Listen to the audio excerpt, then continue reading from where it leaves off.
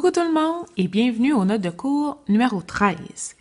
On va parler de l'air des solides. Bon, étape numéro 1, il faut savoir qu'il y a une différence entre l'air latéral et l'air total. L'air latéral, c'est vraiment toutes les faces qui forment le côté d'un solide.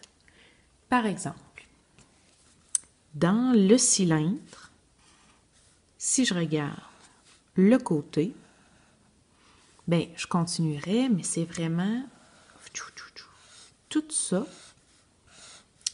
tout ce que je mets en rose. Il n'est pas question que j'ajoute les bases, la base en bas et la base en haut. Ce qui veut dire que je me retrouve avec un grand rectangle que j'ai simplement courbé. Bon, là, je ne sais pas ce que ça va donner à la caméra, là. Mais si j'essaie de vous montrer, hein, on voit qu'un cylindre, c'est une feuille que je suis venue plier. Ben, j'ai un rectangle. Et là, si vous me dites, Claudine, c'est pas super, j'aurais essayé, mais vous avez raison. OK. Maintenant, si je parle d'un prisme rectangulaire ou un prisme à base carrée, ben, ça veut dire que je vais avoir des réponses différentes. Un prisme à base rectangulaire, celui-là, si je choisis de dire que ma base, c'est celle qui touche le sol ici et celle qui est en haut, alors ma base est un rectangle et ça veut dire que j'ai 4 rectangles qui forment ma partie rose, ou encore ceux qui préfèrent dire que j'ai un rectangle, un carré, un rectangle, un carré, je pourrais vous le donner aussi bon. Parce que, comme Antoine Rouillard m'a dit l'autre fois, un carré est un rectangle, mais un rectangle n'est pas un carré. Ça veut dire que cette petite forme-là, ce carré-là, soit qu'on l'appelle un carré, soit qu'on l'appelle un rectangle. Si je continue, l'air total, ben dans ce cas-là, c'est vraiment l'air latéral à laquelle on va venir ajouter les deux bases, celle d'en haut et celle aussi du dessous. Si je prends l'air total, c'est l'air de toutes les faces d'un solide. Pour un cylindre, j'ai mon grand rectangle de tantôt, mais j'ai aussi 2 cercles. Ça, c'est mon air total. Si je compare l'air total et l'air latéral avec mon prisme, encore une fois, je débute avec mon air de côté. C'est juste que pour l'air total, je viens rajouter ma base du bas et ma base du haut. Je me retrouve donc avec mes 4 rectangles de tantôt auxquels j'ajoute mes rectangles du haut et du bas. C'est la raison pour laquelle j'arrive avec 4 plus 2 ou un total de 6 rectangles.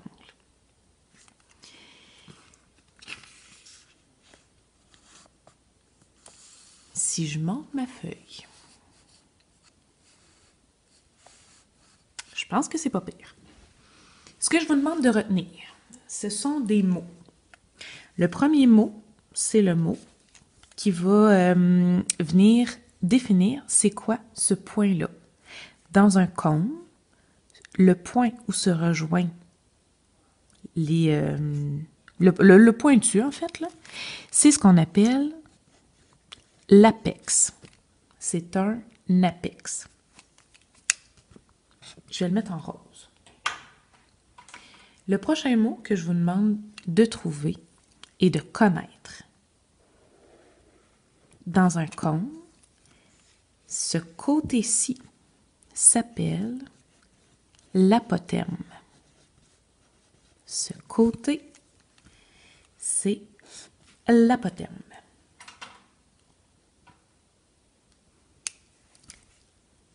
En jaune, je vais venir surligner ce côté-là.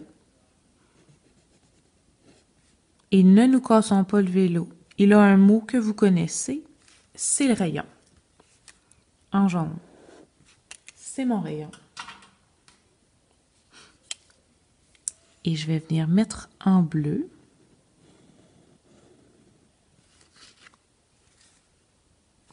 une autre chose qui est relativement simple, c'est la hauteur.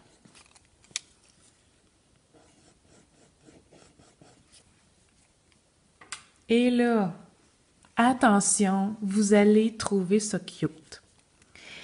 On voit très bien que entre le rayon et la hauteur, j'ai un angle droit. Puis, on va se le dire, moi, je le vois devenir un triangle rectangle.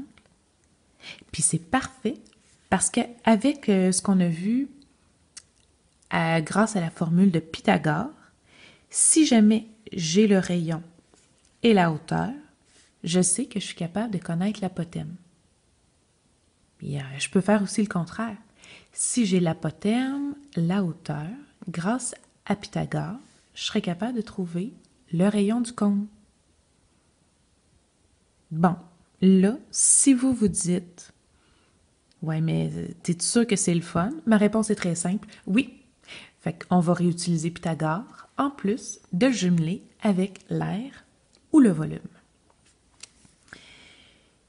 Pour cette petite partie-là, ça s'appelle une demi-sphère. Bon, là, on va se le dire. Une sphère, c'est une boule. Elle est coupée en deux, ça devient une demi-sphère. Quand on a à trouver l'aire totale d'une demi-sphère, quand on a à trouver l'aire totale d'une demi-sphère, bien, c'est vraiment une boule qu'on vient couper en deux. Mais cette partie-là que je vais venir mettre un petit peu plus foncé, cette partie-là est coupée, là, mais on la veut pleine. On ne serait pas capable de rentrer quelque chose à l'intérieur, là, c'est vraiment recouvert. Mais ça l'explique pourquoi. La formule, ça va être de prendre l'aire d'une sphère. C'est coupé en deux. Donc, on vient la diviser en deux. J'ai donc la partie du bas qui va être calculée avec ça. Mais il faut aussi, si je calcule l'aire totale, que je vienne ajouter l'équivalent de ma base. Donc, j'ajoute l'aire de ma base.